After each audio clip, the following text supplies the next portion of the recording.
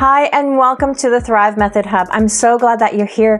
Today, we're talking about a really important topic, and that's surrounding brain fog or chemo brain, essentially. So my name is Becky. I'm a naturopathic doctor, a cancer thriver of over 20 years, a cancer coach, and the mom of 3 girls.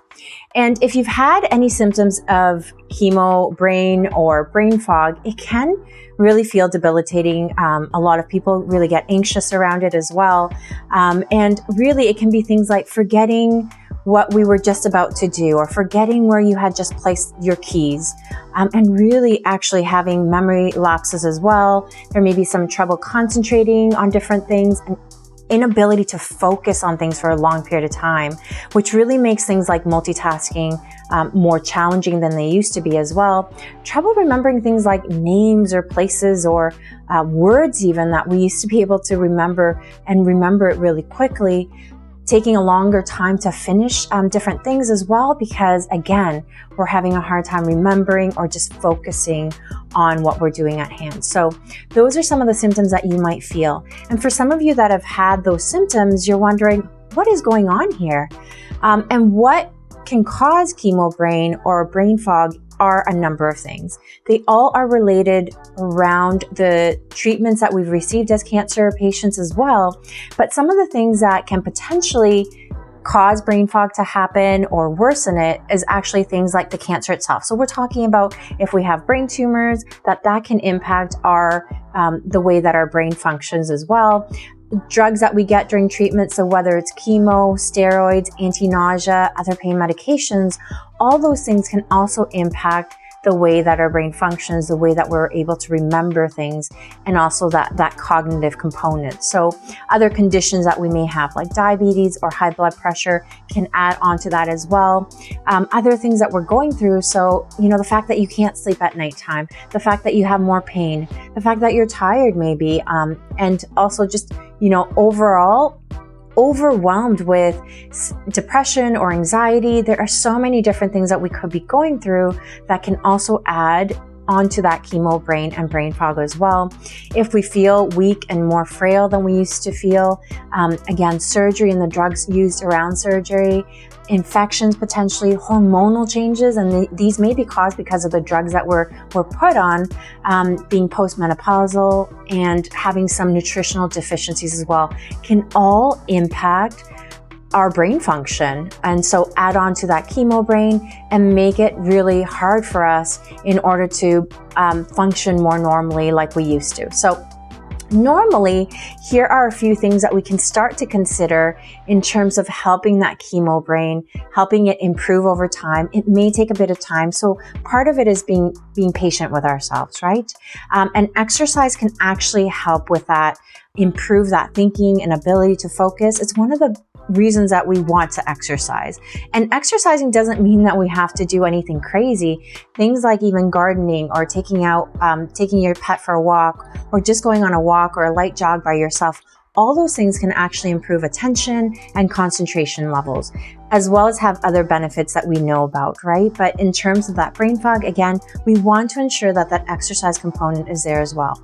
Meditation is a really good way to also help improve brain fog, because it helps us to really increase that focus capacity and awareness. So it's something that we may be able to work up to a longer period of time.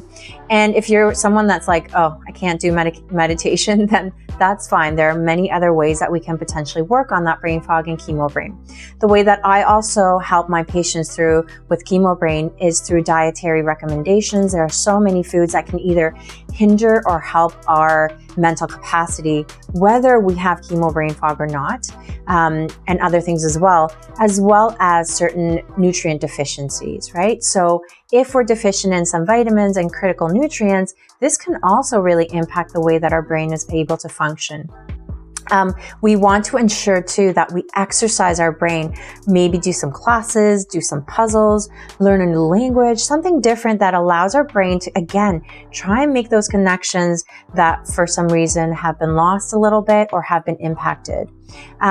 do the most demanding tasks that you have. So the things that you really have to have that higher brain function for on the times that you actually feel better. So your energy levels might be higher and you feel like your concentration levels have been higher. Save those tasks for that time so they don't become something that really frustrates you. Because as we get frustrated, actually that chemo fog or brain fog can actually become worse, right? It really does fuel on our emotions as well.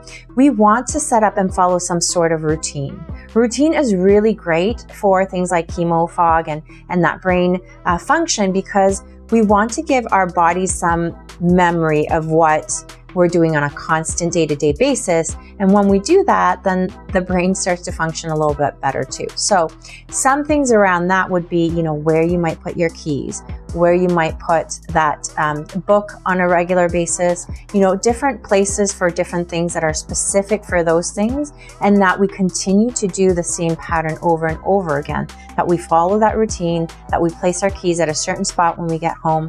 All those things really will help us out in terms of, again, helping reignite those connections in our brain a little bit more.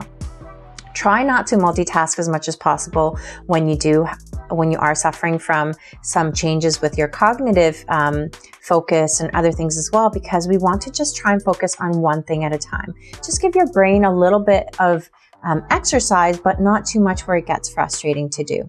We want to also ensure to avoid things like alcohol or other agents that can affect our mental state and our sleeping patterns as well, because that's so critical for how we're going to feel with that brain fog as well.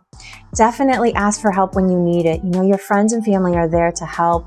There are so many different places that we can get help from, but that allows them also to be part of your journey, to really be involved with what you're going through and maybe better understand what some of your challenges are. When we get some help from other people too, and when we're able to sort of share experiences, that really allows them to show up for us in a different way, and also for that understanding portion to be there so that we don't always feel alone. We also want to see if we can track our memory problems, right? Is it something that we forget in terms of medications that we're supposed to take? Is it a time of day that is really bad versus another time of day? Is it situational? And other things as well. Just keeping track of it allows us to know sort of what things we have to prep for, what times of days are better for us to do certain tasks, but also some things that are triggers for us in terms of not letting us remember things as well as we normally would.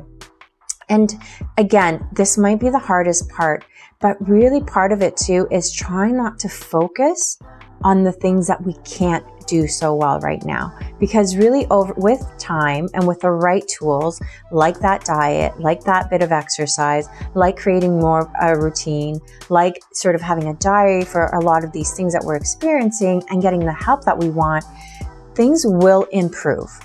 But we have to also be patient with ourselves, because when we often concentrate on the things that we can't do, it creates or makes them so much bigger, and our bodies and our brains really can't cope with it as well as if we try to sort of bring in the tools that we know are super necessary for us to start feeling better, start to recognize and acknowledge that certain symptoms are there, but not allow them to consume us, right? That's all part of that Thrive mind shift as well, that we want to ensure that we look forward into more solution-oriented thinking rather than problem-oriented thinking. I hope that really helps everyone to understand better why you might be feeling some of the symptoms that you're feeling, that it's actually very common with a lot of us cancer survivors, that it can last a bit of time there, to be patient with ourselves, to ensure that we have the right tools, right? Again, diet, exercise, all the core fundamentals that I always talk about are just as important for chemo fog, and cancer prevention, ensuring that we optimize our health. There's so many reasons why we want to work on that, not just because of the cancer itself, but because overall we can optimize our health that way as well. I hope you like this information. Please like, share, save, and subscribe to the channel, and I will talk to you soon.